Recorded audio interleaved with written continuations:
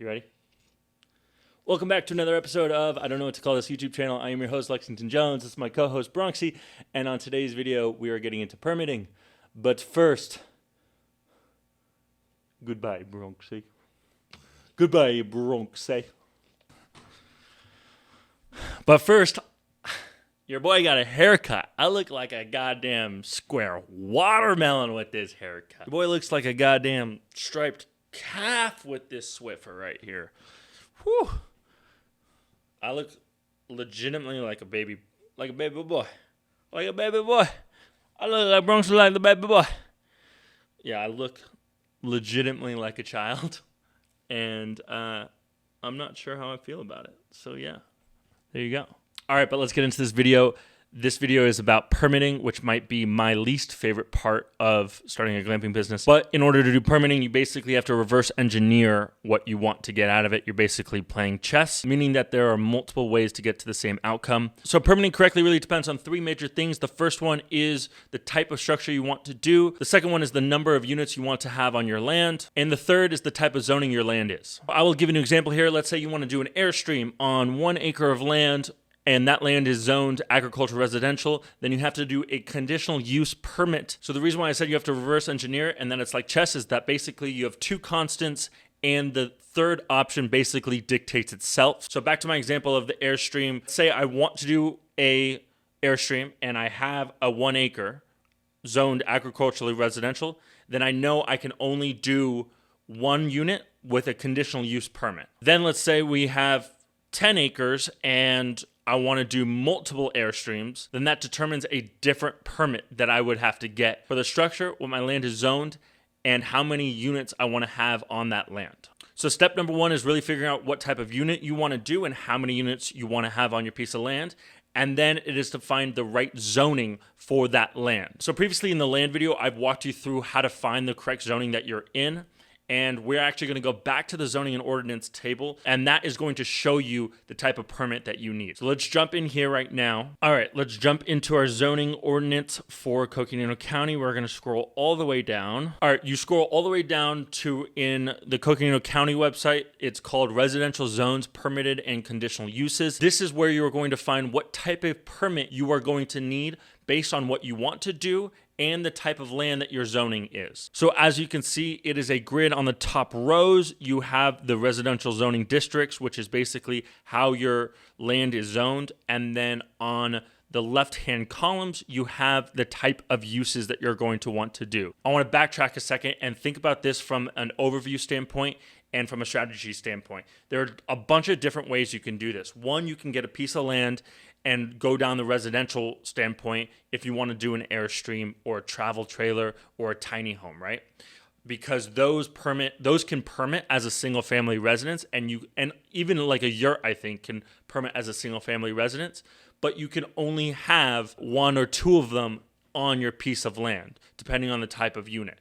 If anything more than, I think it's like in Conditional County, for example, you can only do 1 travel trailer per land if it's zoned residential, right? I'm not going to be able to do 17 airstreams all on 1 piece of land and call it residential. That then would turn into a commercially zoned property and commercial permits. So as I said, you can either do the residential route, zone it and permit it as a residential single family residence and then put that on Airbnb. Or if you want to do multiple units, you would have to get some type of commercially zoned property and commercial campground permit. So let's dive in this so that you can see real examples. So let's say my land is agricultural residential, and let's say I want to do a recreational vehicle or travel trailer as permanent residence. If I am an agricultural residential, I go down and I go to this column and it's a conditional use permit. So that is just one type of use that I can do on my agricultural residential piece of land, right? So then if I go down, I can also do a single family dwelling, tiny house on a permanent foundation that can be permitted. Now the difference between a conditional use permit and just a permitted structure is that a permitted structure, you permit it once, it's done deal, and you don't need to reissue permits or do any type of continuous permitting. You do it once, you pay your permitting fees, and then you're done. Now, and that's like normal homes, right? Now, if you're doing a conditional use permit, conditional use permits only typically last for 2 years because they're conditional, right? So you are basically getting permitted as a conditional use, and then after the 2 years is up, you have to reapply for your permits and explain why you're staying longer and living in this type of structure. So if we scroll down, you can see accessory dwelling is permitted in an agricultural residential. So the reason why I said you could do multiple units, because on an agricultural residential, you can do a single family residence, and then you can do a accessory dwelling unit, which is like an ADU. That way you can have 2 units on one piece of land. And then if you scroll up, if you look at campgrounds, right? Campgrounds are not allowed in agricultural residential, but if you have a generally zoned piece of land, you can do a campground. And that, again, is done as a conditional use permit. Some regulations for conditional use permits is that you're only allowed to be operable a certain amount of time per year. So like 180 days out of the year, you're only allowed to be up and running. Now that changes because this is obviously under the commercial and other uses, not residential zoning. Now let's go down to commercially zoned properties, right? So let's go down. If you scroll all the way down here, same exact type of table, right? But now these are all different types of commercially zoned property. Let's go down to campgrounds. Campgrounds permitted with a administrative permit. That's what the asterisk means. In CG 10,000 and CH 10,000. Now, CG 10,000 for Coconino County is commercial general zone, and CH 10,000 is commercial heavy zone. So that's basically the next step, right? Is knowing the zone that you're in, knowing what you want to do in that zone or on your piece of land for your glamping business, and then figuring out what type, first, if it's allowed, and second, what type of permit you will need. So then once you know the type of permit you need, a lot of counties have portals. You basically go onto their portal and submit permits yourself. Now, most of the time, you're going to need a number of different documents, one being a site map, which is basically where your units are going to be placed on your land, how far away that you are from the borders, where a septic tank would go, etc. That process is pretty lengthy. So now, I don't know the process for obviously all different types of permits for each county, so I'm not going to try to explain how to do every type of permit. I'm just going to explain what we do in Coconino County and how we permit our structures. All right, so this is basically how we do our permitting. We found that the land out in Valley or Grand Canyon Junction is not that expensive, and it is actually a scaling-wise, if we want to do multiple units, is smarter to do multiple pieces of land with one travel trailer per unit. Here's a caveat, and this is what I did not do. What you need to do is do a TUP, which is a temporary use permit, which lasts for 120 days. You basically fill it out, pay a fee, and you get to have your travel trailer up on your piece of land for 120 days legally. I didn't do that, and I got in really big trouble because I did not do that. So I'll tell you what I did, and then I'll tell you what I should have done. I put it on the piece of land and started the conditional use permit process, which starts off with a phone call with the county. It's called your pre-app meeting, and basically they walk you through the entire process. That's step number 1. Step number 2 is you submit a site map and basically a little write-up of who you are, why you're moving to the land, etc., just a little about you. And you actually have to submit that to the county, make sure that they approve it, and they give you a few other documents that you have to fill out, and then they give you addresses. These addresses are your neighbors within 300 feet of your property.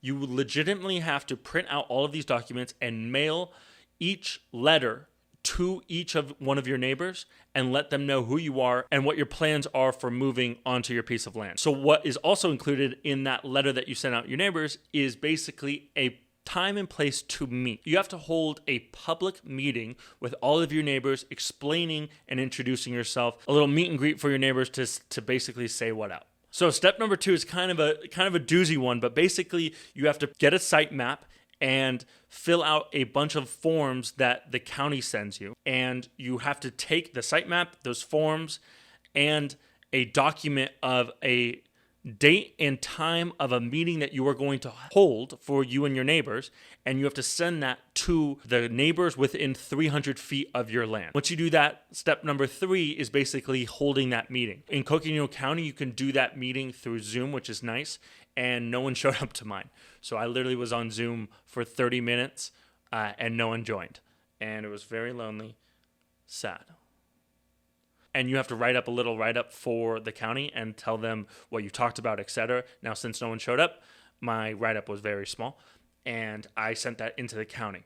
Once that's sent into the county, you then have to pay your fees. For a conditional use permit, it's about like $200-ish. And then once you pay your fees, it goes into the permitting council for Coconino County. They then every quarter vote on issuing conditional use permits. And once they hold their meeting, they can either accept you or reject you. And if they accept you, then you get your conditional use permit.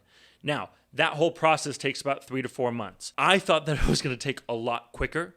And I didn't know that if you're not operating within those, if you're trying to operate within those 3 to 4 months, you have to get a type of permit called a TUP.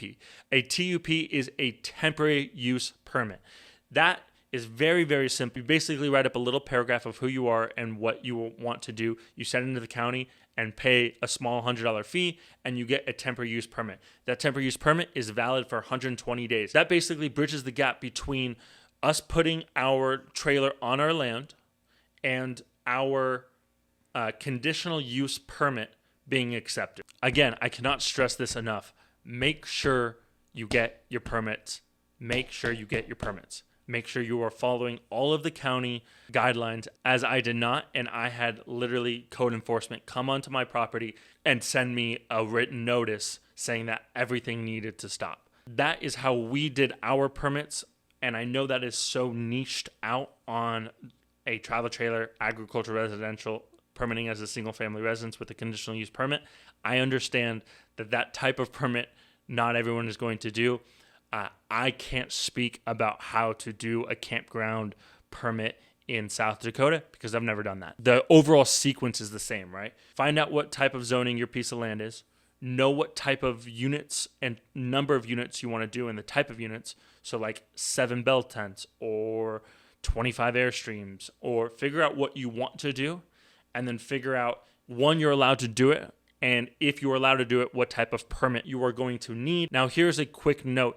If you do have questions and you want to call your county, I would have your questions written down very concisely and try to do as much research as you can on their website and on the zoning ordinance table before you call them, because in my personal experience, working with the county isn't always the easiest or friendly experience. All right, so that is what you need to know about permitting. In the next video, we're going to talk about your dream team, which is your handyman, your cleaner. I will see you in the next video. See you later.